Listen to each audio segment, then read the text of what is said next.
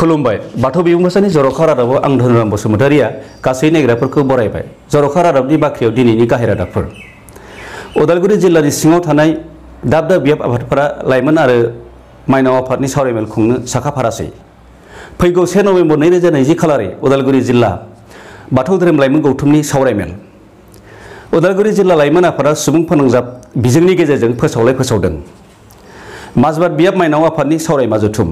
बर' बाजार बियाब लाइमोन आफादनि सावरायमेला सुमलिगुरि गामिनि बानजायनायाव जागोन। दानिया फैदो आबुं रादाबाव।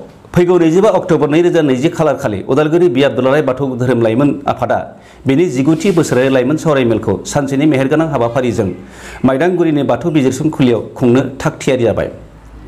बे मेहेरनां हाबाफारियाव बाथौ सोलोंथायारि बिथानि मासिगिरि आसारि गहिन चन्द्र बर'आ गाहाय आलासिनि मासिखौ समायहोगोन होननानै जोंनिसिम मिथिहोदों। बे सावराय जथुमाजों लोगोसे देग्लाय मेट्रिक आरो हायार सेकेन्डारिनि जोबथा आनजादाव सेथि आरो नैथि थाखोआव उथ्रिसारनो हानाय फरायसाफोरखौ बरायनाय आरो मान बावनाय जागोन होननानै उदालगुरि बियाब लाइमोन आफादनि आफादगिरि समर सिं दैमारि आरो नेहाथारि सुकुराम बर'आ जोंनि बाथौ बिबुंसार खौरांगिरिफोरनो फोरमायदों। थांनाय 2020 मायथाइनि 19 अक्ट'बर खालारै उदालगुरि जिल्ला बाथौ धोरोमारि लाइमोन आफादनि मावफुं मेला उदालगुरिनि माइदांगुरियाव थानाय बाथौ बिजिरसंखुलियाव जानानै थाङो। आफादनि आफादगिरि बिनय मोसाहारिनि आफाद दैदेननायाव जानाय बे मेलनि गेजेरजों बे बोसोरनि सावराय मेलखौ फैगौ 1 नभेम्बर खालारै भुयाघाट बियाबनि खेराइसालियाव जबै खुंनो होननानै आफादनि नेहाथारि रितुल दैमारिया जोंनिसिम खौरां दैथायहरदों। बेनि अनगायैबो उदालगुरि जिल्ला लाइमोन आफादा गुबुन हारि आरो धोरोमनि फुजा मेलफोराव बाथौआरिफोरखौ थांनो नाङा होननानै खावलायदों। लोगोसे मेला फुजानि मुङाव जौ जुवा लोंनाय गेलेनायनिफ्राय गोजानाव थानो गासै बाथौआरिफोरजों लोगोसे गासै सुबुं माहारिखौनो खावलायदों। माजबाद बियाब बाथौ गौथुम माइनाव आफादा बेनि 14थि बोसोरारि बिमा माहारि सावराय जथुमखौ फैगौ 25 अक्ट'बर 2020 खालारै सानसेनि हाबाफारिजों देवालखन्द गामि बाथौ थानसालियाव खुंगोन।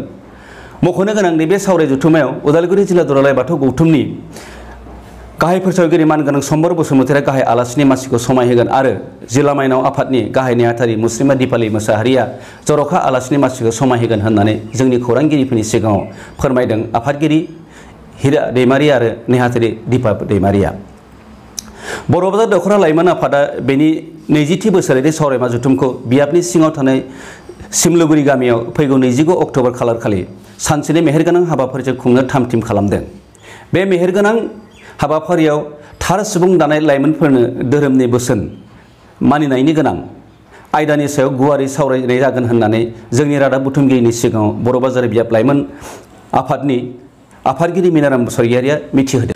उदालगुरि जिल्लानि सिङाव थानाय नोलोबारि बियाब लाइमोन गौथुमाबो 22थि बोसोरारि लाइमोन सावरायमेलखौ फैगौ 25 अक्ट'बर खालारै सानसेनि हाबाफारिजों बियाबनि बाथौ आश्रमाव खुंगोन। बे हाबाफारियाव गोग्गो बाथौआरि लाइमोन आखु दानाय खर'सा आयदानि सायाव बिबुंथि लाखिगोन उदालगुरि जिल्ला लाइमोन आफादनि आफादगिरि मुस्रि बिनय मोसाहारिया। दिनैनि जर'खा रादाबा एसेनोसै। बेजों लोगोसे बाथौ बिबुंसानि जर'खा रादाबनिफ्राय बिदाय लाबाय। दहाय आफा बोराइ बाथौ।